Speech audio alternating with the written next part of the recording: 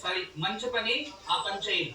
తర్వాత కష్టపడి మీ జాబ్ ని మీరు నమ్ముకొని ఇతరుల పైన విశ్వాసం తగ్గించి మిమ్మల్ని మీరు నమ్ముకోండి, బాగుపడతారు. మేడి చెట్టుకి గురువారం ఉదయాన్నే తమలపాకులో నెయ్యి రాసి తీసుకెళ్లి, స్వామి పరమాత్మ గురుదేవ, నాకు ఈ ఒక సమస్య నుంచి నేను బయటికి రావాలి, ఆ ఇల్లు మంచి ధరకి సేల్ అవ్వాలి, నా అప్పులు తీర్చుకోవాలి, ఇంకొక గృహం నేను కొనుక్కోవాలి, అటువంటి ధైర్యము మరియు నాకు మంచి చేయి తండ్రి అని చెప్పి ఆ ఒక వృక్షానికి అతికించి, ఆ తమలపాకు నెయ్యి పూసిన తమలపాకును అతికించి 5 ప్రదక్షిణలు చేసుకొని రావాలి. అలా ప్రతి గురువారం సూర్యోదయానికి ముందే చెయ్యాలి.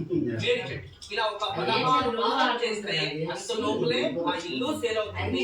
దాంట్లో వచ్చిన డబ్బుతో మీరు ఏమేమి ఆలోచిస్తున్నారో అవన్నీ కరెక్ట్ గా నిర్వహించండి. ఇది ఒకటి చేయండి, ఖచ్చితంగా మీ జీవితంలో చాలా మార్పు వస్తుంది. నమస్కారం. గురుజీ, ఈ రోజు తారాబలం తెలియజేయండి గురుజీ.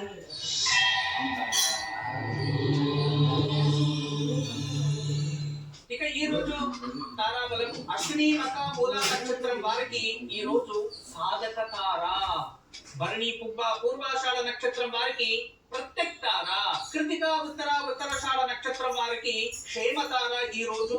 ఇక రోహిణి హస్త శ్రవణ నక్షత్రం వారికి విపత్తార ఈ రోజు. మృగశిర చిత్త ధనిష్ట నక్షత్రం వారికి ఈ రోజు సంపద తార. ఆరిద్ర స్వాతి శతభిష నక్షత్రం వారికి జన్మతార ఈ రోజు. పునర్వసు విశాఖ పూర్వ భాద్రపద నక్షత్రం వారికి పరమమిత్ర తార ఈ రోజు. పుష్య అనురాధ ఉత్తర భాద్రపద నక్షత్రం వారికి మిత్రతార ఈ రోజు. ఇక ఆశ్లేష జ్యేష్ఠ రేవతి నక్షత్రం వారికి నైదన తార. ఇదే ఈ రోజు దివ్య తారాబలం.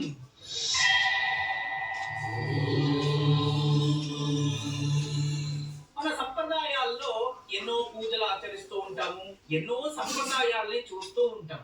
అయితే ఈ మధ్యలో కొన్ని నేను ఎటువంటి వింటున్నాను అంటే, రాత్రి నిద్రించే సమయంలో, అంటే సాయంత్రం దీపాలు వెలిగించిన తర్వాత రాత్రి మనం లైట్ ఆఫ్ చేసి నిద్రించడానికి ముందు ఇంట్లో ఏదైనా దీపాలు వెలుగుతూ ఉంటే వాటిని ఆర్పివేయాలి అని చెప్పి చాలా మంది అపప్రచారం చేస్తున్నారు. దయచేసి అలా చెయ్యకూడదు. ఎవరైనా ఇంట్లో వెలుగుతూ ఉన్న దీపాన్ని మీరేదైనా మీ స్వహస్తలతో దాన్ని ఆర్పడానికి ప్రయత్నించినా, ఆ దీపాన్ని మీరే వెలిగించి మీరే ఆర్పడానికి ప్రయత్నించినా అది మహాపాపమే. ఏ ఇంట్లో అయితే దీపాలు ఆర్పడం అలవాటు ఉంటుందో ఆ ఇంటికి వంశం అభివృద్ధి ఉండదు, వాళ్ళ జీవితంలో ఆర్థికంగా అభివృద్ధి అవ్వరు. ఏ ఇంట్లో అయితే రాత్రిపూట దేవుడి గదిలో వెలుగుతున్న దీపాలని పండెక్కేలా స్వయస్థాలతో చేసి నిద్రించే ఇంటికి దేవతలు ఆకర్షించరు, ఆ ఇంట్లో ప్రశాంతత ఉండదు. భార్యాభర్తలు పిల్లల మధ్యలో గొడవలు, బంధువులతో గొడవలు, ఇటువంటి దుష్కృత్యాలు ఆ ఇంట్లో ప్రారంభమవుతాయి. దయచేసి అర్థం చేసుకోండి.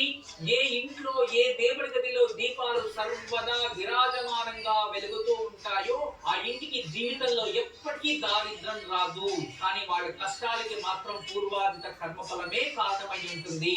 దేవుడి గదిలో దీపాలు వెలుగుతూ ఉంటే వాళ్ళకి ఎటువంటి ప్రమాదమైనా, ఎటువంటి కష్టాలు వచ్చినా దానికి వెలుగుడు ఖచ్చితంగా మనకి కనబడుతూ ఉంటుంది. ఎవరో ఒకరు భగవంతుని రూపంలో మనకొచ్చి దారి చూపిస్తూ ఉంటారు. దయచేసి అందరూ అర్థం చేసుకోండి. ఏ కారణానికి కూడా మీ ఇళ్లలో దీపాలు వెలిగించిన తర్వాత రాత్రి మీ స్వహస్తాలతో దీపాలు పండెక్కకుండా చూసుకోండి, అంటే ఆర్పు వెయ్యకూడదు. ఇది మహా అపరాధం. ఇక్కడ వైజ్ఞానికంగా కొన్ని కారణాలు ఉన్నాయి. ఎందుకు అంటే ఇంట్లో దీపాలు వెలిగించి ఎక్కడ ప్రయాణం వెళ్ళకూడదు అంటారు. ఎందుకు అంటే వాళ్ళు ఎక్కడైనా బయటకు వెళ్ళినప్పుడు అక్కడున్న ఎలుకలో, బొద్దింకులో ఇటువంటివి ఏదైనా వచ్చి ఆ వెలుగుతున్న దీపాల నూనె తాగడానికో లేదో పిల్లో ఇటువంటిది ఏదైనా వచ్చి దాన్ని తొక్కి అక్కడున్న దీపం ఒత్తులు ఏదైనా ఫోటోల పైనో లేదా ఇంట్లో ఏదైనా అగ్ని ప్రమాదం జరగచ్చు అనే శుభ ఉద్దేశంతో వైజ్ఞానికంగా ఇవన్నీ తెలియజేస్తున్నారు. అంతేగాని దీపాలు ఏ కారణానికి ఆర్పకూడదు. అందువలన ఇంట్లో శుభ్రత ఉండాలి. దీపాల నుంచి ఎటువంటి దేవతల పైన ఎటువంటి ప్రమాదాలు లేకుండా జాగ్రత్తగా పాటిస్తూ ఉండాలి. ఎంత టికెట్ ఉన్నా దేవుడి గదిలో వెలుగుంది అనుకోండి, మీ జీవితంలో ఎటువంటి కష్టం ఉన్నా దాని నుంచి బయటపడతారు. ఇది మన సంప్రదాయం.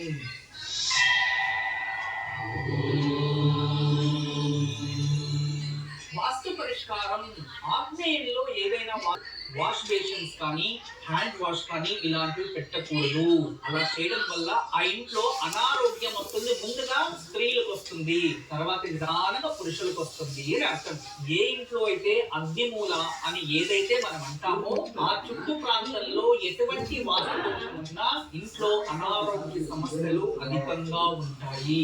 మరియు ఆ ఇంట్లో పురుషునికి చాలా కోపం ఉంటుంది. చిన్న చిన్న విషయాల్ని మనసు తీసుకొని డిప్రెషన్కి వెళ్ళిపోవడం, గొడవలు పడడం చేస్తూ ఉంటారు. అయినంత వరకు ఆ ఆగ్నేయ మూలని చాలా జాగ్రత్తగా గమనించి వాస్తు దోషాలు ఏదైనా ఉంటే రెడీ చేసుకోండి. లేదు అన్ని కరెక్ట్ గానే ఉన్నాయి, అయినప్పటికీ ఇంట్లో అనారోగ్య సమస్యలు, ఇంట్లో మగవారికి ఎక్కువ కోపం వస్తుంది అంటే ఇంట్లో శ్రీవాస్తుని పెట్టడం వలన ఇటువంటి అనారోగ్య సమస్యలు, కోపాలు, తాపాలు, ద్వేషాలు వాస్తు దోషం నుంచి ఏదైనా వస్తూ ఉంటే దానిపై ప్రభావం చూపించి ఖచ్చితంగా త్వరలోనే రికవరీ అవ్వచ్చు. గురుజీ ఇక రేపు ఎటువంటి పూజను ఆచరించాలి?